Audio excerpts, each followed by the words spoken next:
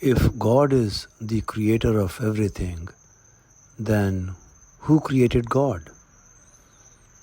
This is a question which has been raised by different people.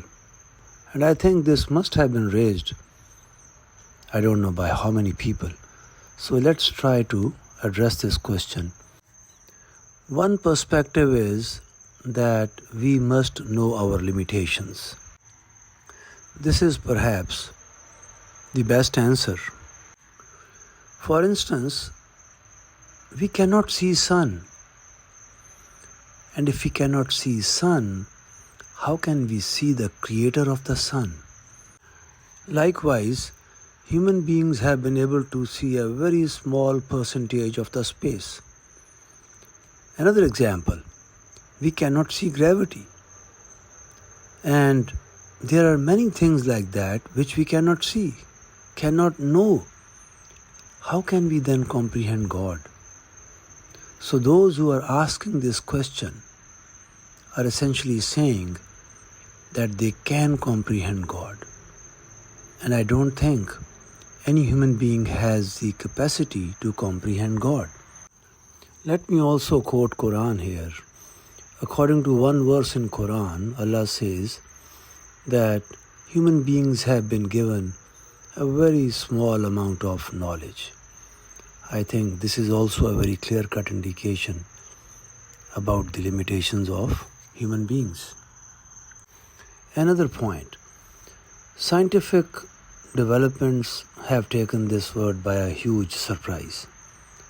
But interestingly, even science has acknowledged that it only has a partial knowledge of reality.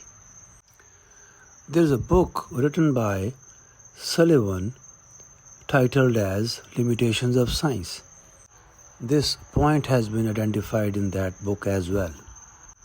Now the question is, if I can only gather partial knowledge about the creation, let me repeat, if we have only gathered a very small amount of knowledge about the creation, do we have the capacity to know the Creator? I don't think so.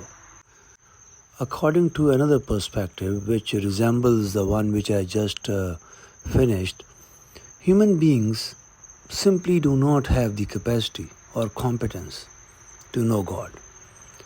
Let's try to understand this by an example. For instance, a child of 2 years age has no understanding about the relationship between man and a woman. They have no idea because they just don't have the capacity. But the same child, when grows maturer, let's say in early teens, he or she understands the nature of relationship between man and woman completely. So this example tells us that at one stage, the same person who was a child could not understand something which he understands at a later age.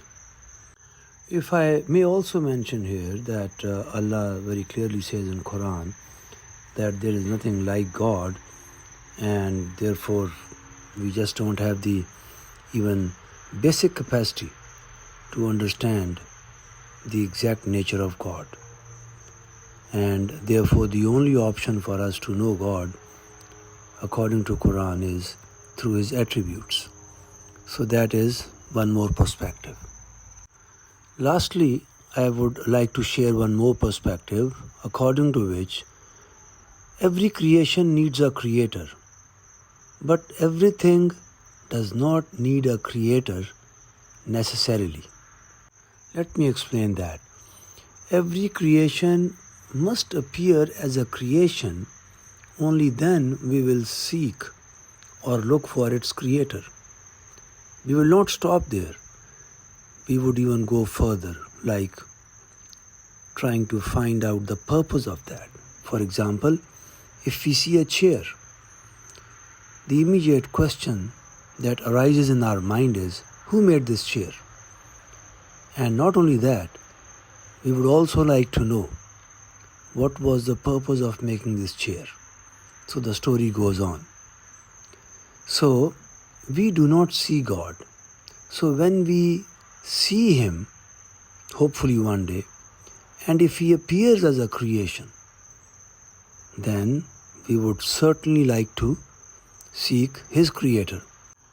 Now, if the story is otherwise, I mean, when we see Him and this question of creation doesn't arise regarding the Creator, then this thought will simply not appear. Lastly, let me also mention that according to Quran, Allah or God tells us to ponder over the creations around us, like everything in the universe. And not only that, He also asks us to look into our own selves. Based on this fact, we come to a conclusion that there must be a creator, right? So anyway, I hope I have covered the essentials of the various arguments to make my point, and I would urge all of you to please give a serious thought to the various perspectives I have shared, and let's keep striving to know the answer. Before I close, let me share something which a friend of mine sent me in this regard. I mean regarding God. It says, as far as God's being is concerned, He is beyond our imagination, for there is nothing comparable to Him in this universe. God mentions this in Surah Al-Shura, which is 42 number chapter of Quran. In verse 11 of this chapter, God says, there is nothing like Him, and He is the all-hearer, the all-seer. So we can only know God through His attributes. We would say that God is a conscious, intelligent being, pure from any bad attributes or weaknesses, and simultaneously possessing all good attributes to perfection. Moreover, the notion that everything has a creator is incorrect and of course results in an infinite regress, as remarked by Carl Sagan. The correct notion would be that every creation has a creator. For instance, a table or a chair brings a concept of carpenter behind it, but a log of wood does not. The reason being that a log of wood does not reflect the application of human mind behind it. Let me also mention who is Carl Sagan, because I just quoted him.